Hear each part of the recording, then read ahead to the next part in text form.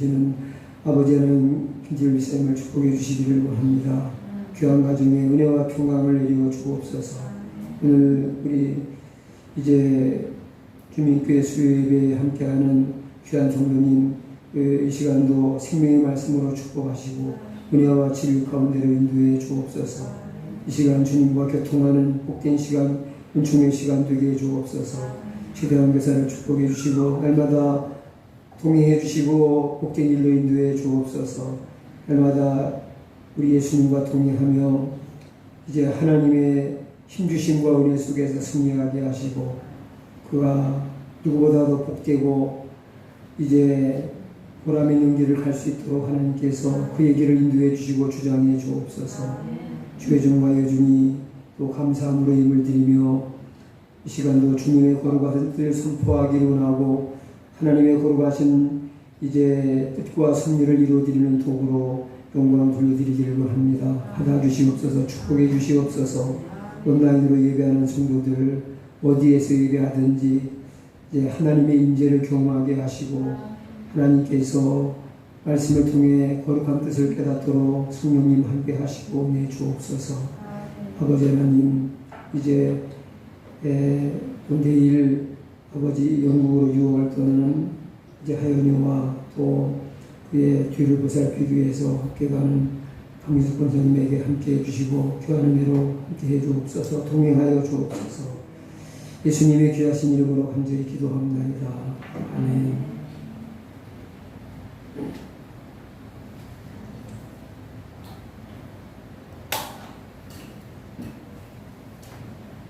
이제 사무엘서 말씀을 이제 사무엘상을 시작으로 해서 이제 하 부분도 이제 거의 마무리 단계에 이르렀습니다. 그래서 23장을 보면은 이는 다윗의 마지막 말이라 이렇게 말씀이 시작이 되고 있습니다. 다윗의 마지막 말은 유언을 말하는 것이 아니고 내가 인생을 살아보니까 이러하더라 하는 그런 인생의 큰 깨달음과 또 남기고 싶은 어떤 그런 교훈적인 마지막 다윗의 인생론이라고 할까요? 이제 마지막 남기고 싶은 또 교훈적으로 또 많은 사람들에게 하나님의 감동으로 남기고 싶은 그런 가장 중요한 그런 메시지를 담고 있는 말씀이라고 하겠습니다. 땅만 보고 산 사람이 아니라면은 하나님의 뜻을 구하고 또 하나님께 소망을 두고 산 그런 사람이라면 인생을 나보다 오래 산 그런 인생의 선배가 남겨주고 싶은 그런 말이라면은 우리가 한번 귀도 아마 들어볼 그런 무게 있는 그런 말일 것이다 라는 생각이 듭니다. 인생을 참 성공적으로 산 사람에게서도 배울 만한 점이 있겠지만 인생을 누가 봐도 성공적으로 뭐 큰 것 이루지 못하고 실패한 인생이라고 여겨지는 사람에게서도 교훈을 받을 것이 있고 또 배울 점이 분명히 있을 것입니다. 믿음을 가지고 평생을 사신 분이라면은 또 그런 분이 내게 정말 한마디 해주고 싶은 말씀이 있다면은 아주 식사 대접을 거하게 잘 대접을 하면서도 한번 그런 분의 이야기는 한번 귀 기울여 들을 필요가 있을 것이다 하는 생각이 제게 있습니다. 그렇다면은 이 다윗이 마지막으로 남기는 그런 교훈적인 메시지가 우리에게 얼마나 큰 교훈이 되고 또 우리가 마음에 새겨둘 만한 그런 귀한 말씀이겠는가 하는 생각이 드는 거죠.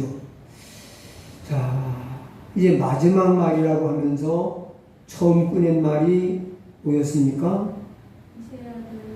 이새의 아들 다윗이 말하며 하면서 자기 자신을 이새의 아들이라고 먼저 얘기를 꺼냅니다.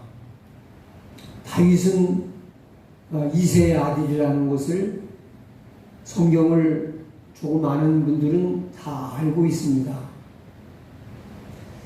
그런데 이새의 아들이라고 다윗을 부르는 호칭은 이거는 다윗을 괴롭히고 무시하고 대적했던 원수들이 다윗을 비하하고 무시해서 조롱하는 듯하는 말로 부를 때에 써먹던 말입니다. 그래서 사울 왕이 다윗을 이새의 아들이라고 그렇게 호칭해서 주로 불렀고요.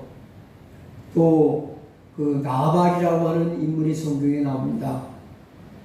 참 마음이 교만하고 하나님도 사람도 참 무시하는 그런 악하고 교만한 인물이었는데 이 사람이 다윗을 이새의 아들이다 하면서 무시하는 어조로 말하고 또 반역을 일으켰던 세바라고 하는 사람이 또 다윗을 이새의 아들이라고 부르고 다윗을 무시하고 깎아내리고 조롱하는 그런 호칭으로 부를 때에 다윗을 이새의 아들이라고 그렇게 불렀습니다.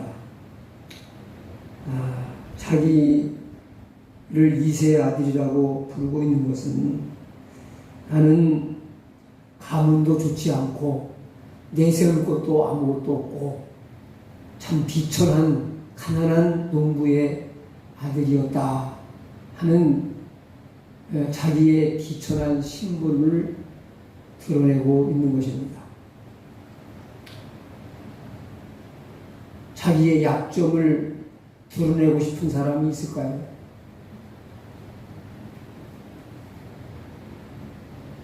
자기 가문이 좋지 않고 집안이 너무 내놓을 곳이 없고 집안사를 세세히 설명하면은 참 부끄러운 일도 많고 학벌도 문벌도 뭐 가문에 내놓을 만한 것이 없는 것을 될 수 있으면 뭐 남이 몰랐으면 좋을 일이지 그걸 뭐 굳이 드러내고 나타낼 일이 아니잖아요. 근데 다윗이 왜 다윗을 존경하고 좋아하는 사람들은 절대 부르지 않는 이런 호칭, 다윗을 무시하고 적대시하며 다윗을 괴롭혔던 사람들이 썼던 이 가장 비천한 신분을 나타내는 이런 호칭을 쓰면서 자기를 말하고 있을까요? 그것은 그 다음을 읽으면 좀 이해가 됩니다. 그 다음에 나오는 말이 뭡니까? 높이 세워진 자. 개역성경에는 높이 올리운 자. 개정개역에는 높이 세워진 자. 그러니까 다윗이 스스로 높아졌다는 겁니까? 누군가가 높여주셨다는 겁니까? 네? 다윗이 자기 노력과 의지와 수고와 실력으로 높아졌다는 거예요. 다른 누군가가 높여주셨다는 거예요. 높이 세워진 자라는 것은 피동적이잖아요. 수동적으로 된 게 아니라 자기 능력으로 자기 힘으로 높아진 게 아니라 즉 하나님이 자기를 높여주셨어. 자기는 정말로 낮은 자였는데 이렇게 높은 데 오를 만한 그런 참 뭐 타고난 게 아무것도 없는 사람인데 하나님이 자기를 높여줬다.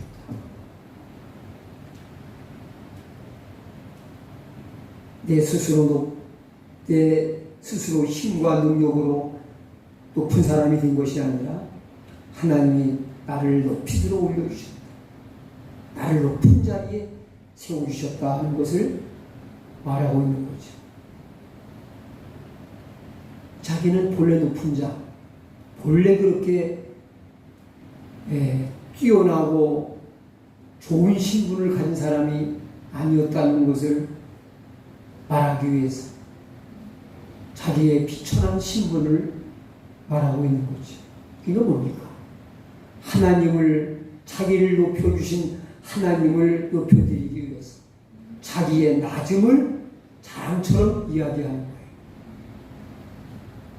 나의 낮음과 나의 부족함이 하나님의 높으심을 드러낸다면 나의 낮아짐도 필요한 거 아닙니까? 이걸 잘한 분이 사도 바울이에요. 네. 주님을 높여드리기 위해서 자기는 어떤 수모를 겪고 어떤 대우를 받고 어떤 비천한 데 처하더라도 자기는 감사하고 그렇게 되기 원한다는 거예요. 그런데 개중에 이 뭔 신앙적인 의식이 잘못된 분들은요, 예수님이라도 밟고 올라갈 수가 있다면 올라가려고 해요.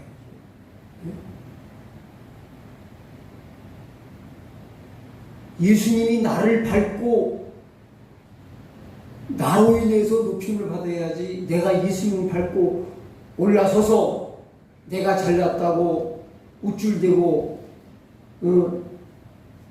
자기의 잘남을 뽐낸다면 그건 해서는 안 될 일이죠. 주님의 은혜를 입고 사랑을 입은 자로서 해야 될 행동이 아니죠. 여기에 다윗의 훌륭함이 있는 것입니다. 아무리 하나님이 그를 높여주셔도 자기의 본분을 끝까지 잃지 않아요. 나는 별 볼 일 없는 사람, 가장 작고 비천한 사람, 하나님의 높이 들리워 주심이 없었다면 나는 아무것도 아닌 사람, 그걸 말하고 있는 거죠. 그러면서 그 다음에 하는 말이 뭐예요? 야곱의 하나님께 기름 부음을 받은 자라고 말합니다. 기름 부음 받은 자. 기름을 이스라엘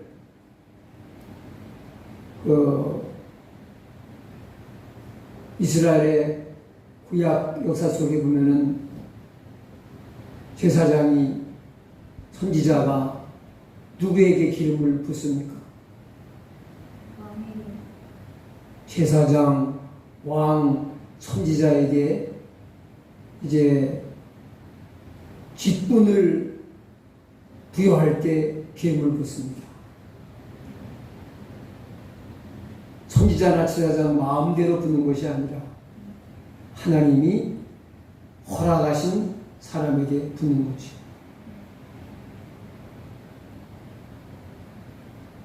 다윗도 하나님의 종 사무엘을 통해서 하나님의 기름 부으심을 받은 사람이죠. 다윗은 왕으로서 기름 부음을 받았지만은 참 하나님 말씀을 받아 기록하고 또 하나님의 말씀을 전하고 많은 말씀을 남겼다는 점에서 선지자적인 그런 사명도 감당한 사람이었다고 생각이 듭니다. 그래서 기름 부음을 하던 자라는 것은 하나님이 세우신 사명자라는 얘기죠. 나는 사명자다. 나는 하나님이 세우신 사명자로 이 생을 살았다 하는 고백을 남기고 있습니다. 여러분, 우리도 이런 고백을 남기고 갈 수 있어야 할 것입니다. 당신은 인생을 어떻게 살았습니까? 그렇게 물을 때에 나는 평생 하나님 앞에 너무 부족하지만 사명자로 살았습니다. 그런 고백을 할 수 있어야 될 것입니다. 특별한 목사나 선교사나 전도사 이런 말씀을 전하고 예배를 인도하는 그런 특별한 사명자가 아니더라도 주 안에서 부르심을 받은 구원받은 성도들은 다 사명자입니다.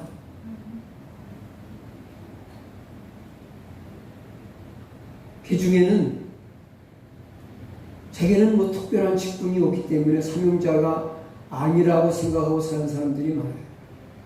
직분이 있는 사람만 사명자가 아니에요. 예수 그리스도를 구주로 믿고 구원받은 성도라면 다 사명자입니다. 하나님이 부여하신 임무가 있는 거예요. 미션이 있는 거예요. 그게 사명자죠.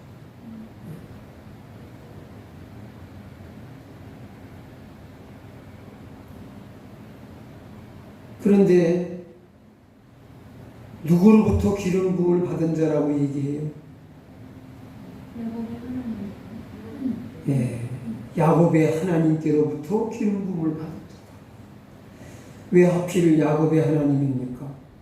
아브라함의 하나님도 아니고 이삭의 하나님도 아니고, 다른 데 보면은 아브라함의 하나님, 이삭의 하나님, 야곱의 하나님, 이렇게 이 세 족장들은 똑같이 그 신앙 고백에다가 하나님을 부를 적에 붙이는 경우가 많아요. 이게 다윗은 특별히 야곱의 하나님께로부터 기름 부음을 받았다라고 말합니다. 야곱의 하나님은 어떤 하나님이십니까?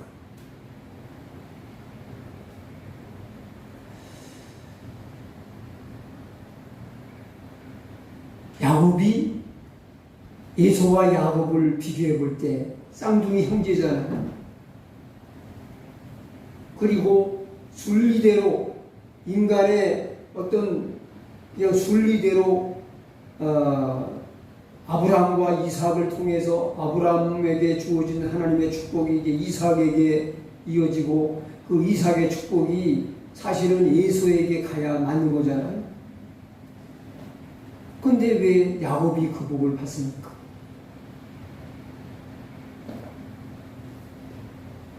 그럼 우리는 야곱은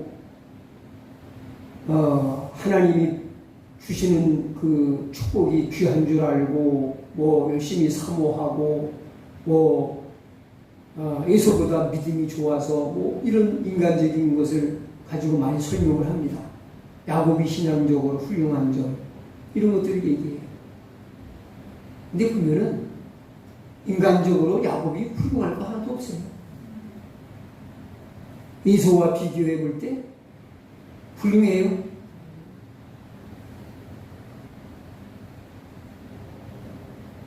여러분, 이건 남을 속이는 게 얼마나 나쁜 건지 아십니까? 그렇잖아요? 이 거짓되고 남을 속이는 거, 그것도 아버지를 속이고 형을 속이고, 이거 얼마나 나쁜 거예요. 교활해요. 아주 악작 같아요. 악바리 같아요. 비겁하고 교활하고 아주 수단 방법 꾀가 많고. 여러분, 이런 사람 좋으세요? 그런데 예수는요, 그런 잔머리도 안 굴리고 우직하고 남성스럽 같고,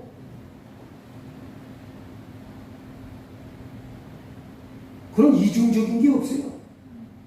난 인간적으로 아무리 봐도 난 야곱하고 친구할래, 에서하고 친구할래 이러면 난 에서 같은 친구가 좋지 야곱 같은 친구는 친구 삼고 싶지 않아요. 여러분은 어때요? 야곱이 뭐 인간적으로 장점이 있고 이쁜 구석이 있어서 하나님이 그를 축복의 주인공으로 삼으신 게 아니에요. 무조건적인 은혜예요. 아니, 복중에서부터 하나님이 에서는 미워하고 야곱은 사랑하셨다고 했는데 복중에 있는 아이가 뭔 잘못을 하고 뭘 잘한 게 있고 뭘 잘못한 게 있습니까? 그래 안 그래요? 아니 복중에 어머니 모태에 잉태되어 있는 아이가 뭘 잘한 게 있고 뭘 잘못한 게 있어요. 똑같이 피덩어리 아니에요.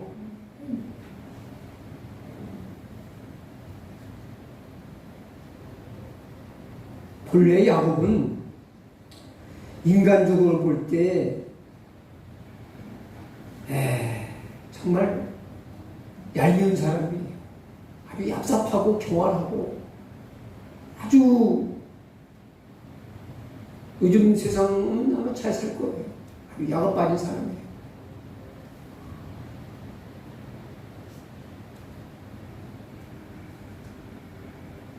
야곱이 야곱된 것은 전적인 하나님의 은혜예요.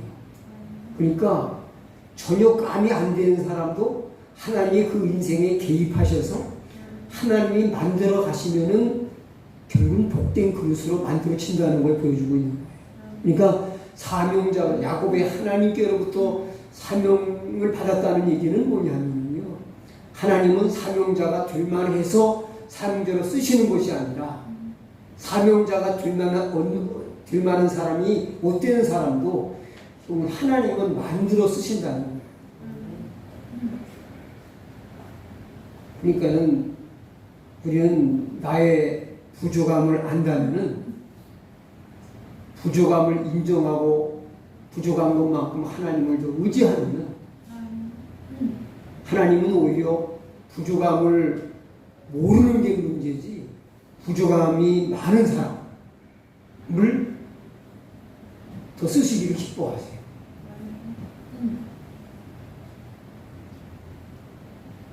부족함이 많음에도 그걸 못 깨닫는 게 문제지 자기가 부족함을 너무나 뼈저리게 알아. 그런데 자기를 통해서 뭔가 돼. 그런 부족함이 너무나 많은 걸 아는 사람은 이게 내가 한 것이 아니라는 걸 알게 돼요. 그렇죠? 사실은 어찌 보면 나는 야곱을 하나님이 택하신 것은 에서보다 더 부족한 것이 많기 때문에 자기가 너무나 못되어 있기 때문에 하나님이 고쳐 쓰지 않으면 안 될 사람이기 때문에 하나님이 하나님 되심을 드러내기 위해서 야곱을 택했다고 보는 거예요. 그러니까 뭐냐, 야곱 그러면은 하나님의 은혜로 세워진 사람이다. 그러니까 다윗이 사명자로서 일생을 산 것은 왜 다른 하나님이 아니고 야곱의 하나님께로부터 왜 기름 부음 받은 자로 살았다는 얘기는 뭐냐면 도저히 사람으로서는 불가능한 사람, 하나님이 그 인생에 적극적으로 개입하셔서 아주 안 해보는 못 견디게 만들어서 결국에 하게끔 만드시는 하나님의 작품으로서의 사명자라는 걸 말씀하고 있는 거예요.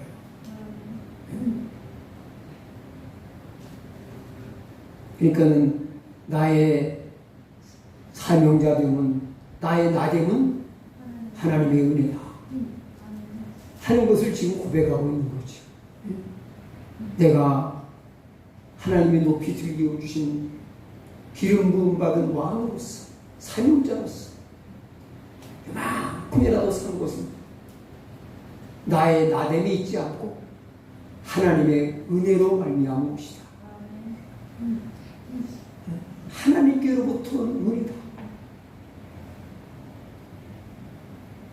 야곱의 하나님께로부터 기름 부음 받았기에 다윗은 다윗답게 살아갈 수 있게 된 거죠. 그리고 인생의 마무리를 아름답게 이제 장식하고 있는 거죠. 하나님이 저와 여러분의 인생에 적극적으로 개입해 주셔서 우리 인생을 아름답게 마무리 짓게 해주신다면 우리들도 처음보다 나중이 더 멋지고 아름답고 하나님 보시기에 좋았더라 할 만큼 아름다운 삶으로 결론이 날 줄로 믿습니다.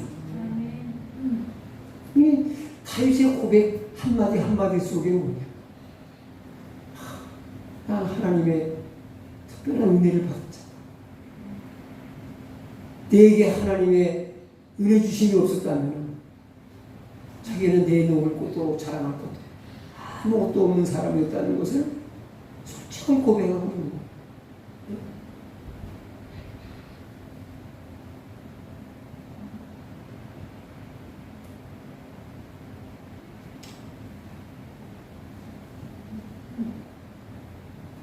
그리고 이제 감정을 요즘은 이제 우리 좋은 분들만 이렇게 선발을 해가지고 방송국에서 이렇게 해서 이제 내보내서 그런지 몰라도요. 참 간증하는 수준들이 참 굉장히 성경적이고 수준이 참 높아졌다. 그런 생각이 들어요.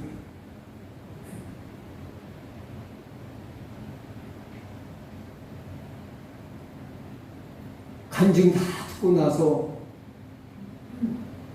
그 사람만 남아. 그 사람의 신앙생활 열심히 잘한다. 그 사람의 의만 남아. 그러면 그건 자기 자랑 시간이지 그건 간증이 아니지.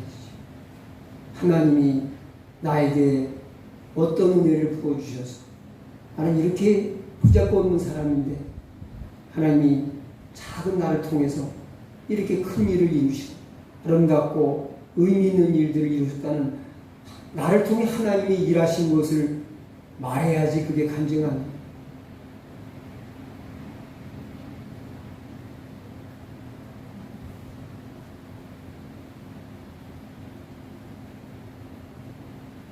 지금 다윗은 자기의 마지막 말 속에도 뭐예요?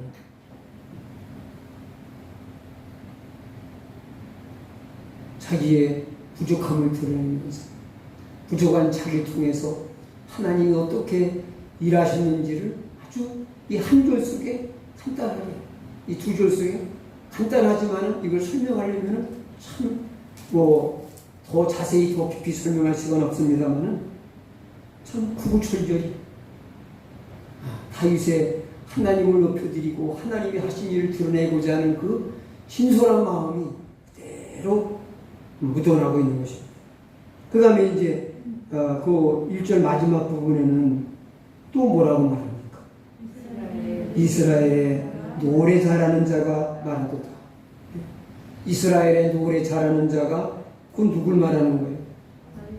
자기 자신을 말하는 거죠. 이거는 뭐 자기가 노래를 잘했다는 얘기도 되겠지만 여기서 말하는 노래는 세상 노래가 아니죠. 하나님을 찬양하는, 하나님을 높여드리는, 그러니까 자기를 노래 잘하는 자, 이스라엘 중에서 노래 잘하는 자, 자기가 뭐 가수였다는 그런 얘기가,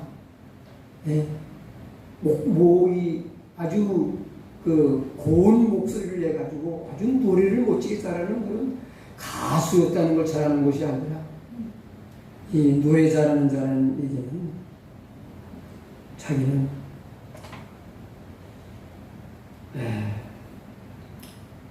하나님의 말씀하심과 은혜 부어주심에 민감하게 반응하는 자였음을 고백하고 있는 거죠. 하나님 주신 은혜에 대해서 그는 찬양으로 반응했습니다. 찬양은 곡조가 붙은 기도고 또 감사하고 신앙 고백이고 그렇지 않습니까? 신앙은 하나님의 부르심에 하나님의 말씀하심에 반응하는 거예요. 응답하는 거예요. 근데 묵묵무답으로 신앙생활하는 사람들 많아요. 응답을 안 해요. 반응을 한 거예요. 하나님이 얼마나 답답하시겠어요.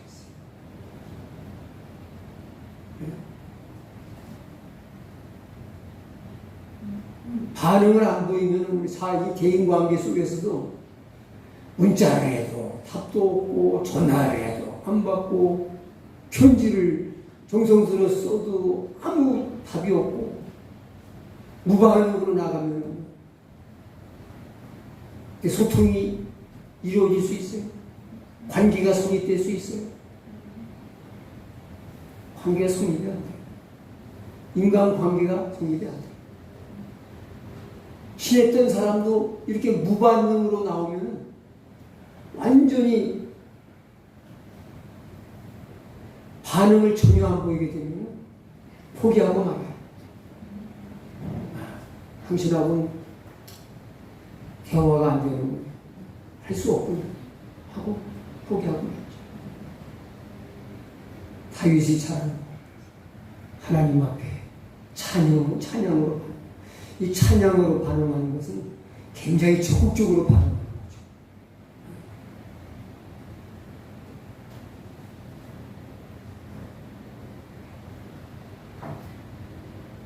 찬양은 하나님을 높이는 것이고 하나님을 자랑하는 것이고 감사드리는 것이고 마음과 삶을 드리는 고백이고 또 곡조가 붙은 기도예요.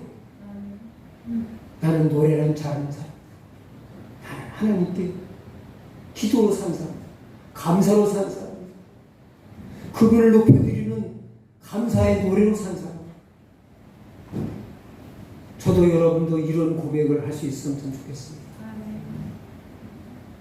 나는 교회 중에서 노래 잘하는 사람이다. 하나님께 감사의 노래, 곡조가 붙은 기도의 노래. 예. 하나님을 송축하고 그의 이름을 높여드리고 그분께 영광을 돌리는 노래를 한없이 많이 불렀던 사람이다 라고 말할 수 있다면 얼마나 좋겠습니까? 아까 참 하나님이 자꾸만 우리 인생에 개입하시면요 삶이 힘들까요? 삶이 순탄하고 편할까요? 하나님이 자꾸만 개입하셔서 자꾸만 찔러대시고 자꾸만 그러시면 힘들어요. 그래서 예수의 인생보다 야곱의 인생이 고달팠어요. 자기도 얘기하잖아요.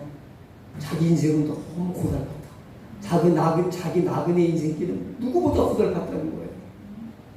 하나님이 개입하시면은 하나님이 못 살게 주실 때가 있어요. 귀찮아요. 힘들어요. 고달퍼요. 바빠요. 이런 믿음으로 사는 게 두 배, 세 배 힘들어요. 안 믿는 사람은 땅만 보고 땅에서만 늘 지니고 땅만 보고 살면 되는데 우리는 두 곳을 보고 땅의 것도 하고 하늘 것도 하고 주일도 하고 내일도 하고 애들 일도 하고 다 하니까 더 힘들어요. 맞죠? 더 힘들어요. 그러니까 우리는 힘드니까 개입하지 마시라. 좀 내두시라고. 그리고 도망다녀요. 다윗도 그랬어요. 예? 마지막 죽음은 비참했지만 어때요? 불순종해서 하나님이 사울의 인생의 개입을 멈추셨어요. 근데 사울의 인생이 평탄했어요? 다윗의 인생이 평탄했어요? 하나님이 개입을 멈춰버린 사울 왕이 죽기 전까지는 덜 괴롭고 평탄했어요. 마지막은 비극적인 죽음을 죽었지만 다윗이 더 힘들었어요. 고달팠어요. 근데 하나님이 계속 개입하셔서 조금이라도 어그러진 길로 빗나가는 것을 놔두시질 않아요. 네? 조금만 잘못된 길을 나가면 하나님 꼭 개입을 하세요. 힘들죠.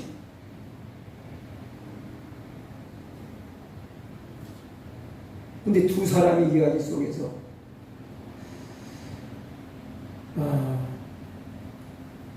누가 하나님과 나와만의 그 삶의 이야기들이 많을까요? 사울과 하나님과의 관계 속에서 사울이 남길 이야기가 많겠어요? 다윗이 많겠어요? 다윗이 많죠. 하나님에 대해서 참 고백과 간증이 넘쳐나요. 하나님을 다양하게 부르고 있죠. 네? 하나님은 나의 반석이시고 요새이시고 건지시는 자시고 피할 바이시고 방패이시고 구원의 뿌리시고 삼성이시고 별별 표현을 다 써보면서 쓰고 써도 말아요. 왜? 하나님과 함께 했던 시간들이 많으니까 할 얘기가 많은 거예요. 그렇죠? 부부 생활을 결혼해가지고 1년 산 사람하고 50년 산 사람하고 할 얘기를 하라고 그러면은 살아온 얘기를 책으로 쓰라면은 1년 산 사람은 뭐 책 쓸 것도 없을 거예요. 그러나 4, 50년 산 사람은 책으로 한두 권 쓰래도 쓸 게 있죠? 네.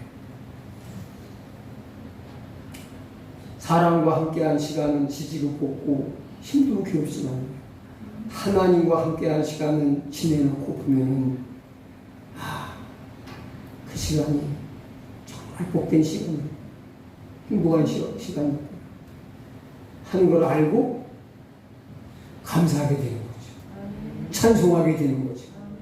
그러니까 찬송거리가 많은 거예요. 노래할 게 많은 거예요. 네? 이런 하나님을 향한 노래가 아무에게 나오는 게 아니에요. 여러분, 우리 부부 사이에는요, 별로 뭐 지지고 볶고한 게도 많고, 노래할 만큼 행복한 게 없으니까 별로 부부 사이에 여러분, 노래를 주고받아가면서, 그냥, 난 아직까지 그런 부분을 아직 못 들어갔어요. 당신과의 행복을 난 노래로 표현하고 싶어 하면서 남편이 참 노래 한 곡 불러대면 또 아내가 당신과의 행복한 걸 노래로 표현하기 위해서 노래 쫙 부르고 주거니 받거니 아내가 한 곡 줘 남편이 한 곡 줘 하면서 밤새는 줄 모르고 노래 부르는 그런 부부 얘기를 아직 못 들어봤거든요. 근데 다윗은 그런 하나님과 서로 영적인 부부가 돼가지고 그런 노래를 부르고 있는 거예요. 이게 보통 행복이냐 이거죠. 네? 뭔 얘기인지 이해가 되세요? 네. 다윗이 누리는 행복과 기쁨은요, 이 시편 속에서 이거는 경험해보지 못한 사람은 말을 하지 말아야 돼요. 그래서 저도 말을 하지 말아야 되는데 조금 전형이 좋을 것 같아가지고 저도 경험해보지 못해서 말을 하지 말아야 되는데 또 전해라고 하나님이 하시니까 전하는 거예요. 마지막 2절 보면은 여호와의 영이 나를 통하여 말씀하시며 그 말씀이 내 혀에 있도다. 자, 여호와의 영이 나를 통해서 말씀하십니다. 이 말씀 전하는 사람의 행복은 하나님의 영이 나를 통해서 말씀하시는 걸 내가 느낄 때, 그럴 때 너무 그게 행복한 거예요. 응? 임마누엘의 은혜를 확실하게 느끼는 순간이고, 또 설교자로서 말씀 전하는 자로서의 보람이 있는 거죠. 목회자, 설교자뿐만 아니라 평신도들도 그래서 이 사명을 고달프고 힘들어도 쭉 감당하시는 분들은 하나님의 영이 나를 통해 말씀하시는구나. 이거 느끼는 행복과 기쁨이 있기 때문에 이제 이 사명을 감당하는 평신도 사역자들도 이제 많이 있죠. 참 감사한 일이고 복된 일입니다.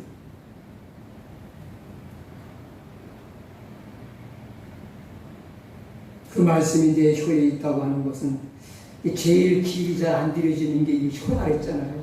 이게 혀가 잘 길들여져 가지고 말 실수가 없는 사람은 온전한 사람이라고 했어요. 그런데 그 말씀이 혀에 있으니까 혀를 하나님 말씀이 장악하고 있는 거예요. 혀를 장악한다는 것은 그 사람의 사상과 그 사람의 마음까지 장악하고 있다는 것을 보여주고 있는 거기 때문에 하나님의 말씀과 성령에 사로잡힌 이런 삶을 살았다는 거죠. 그러니까 다윗이 살아온 삶은 삶의 방식과 삶의 능력은 하나님의 말씀이었다. 성령의 이끄심과 그분의 통치였다 하는 걸 고백하고 있습니다. 하나님의 말씀이 성령께서 내 사는 방식이고 내 삶의 능력이고 힘이었다는 것을 고백하고 있는 거예요. 이 다윗의 고백과 간증이 저와 여러분의 고백과 간증이 될 수 있기를 축원합니다. 우리 이제 찬송 부르고 기도하겠습니다. 1284번 찬양합니다.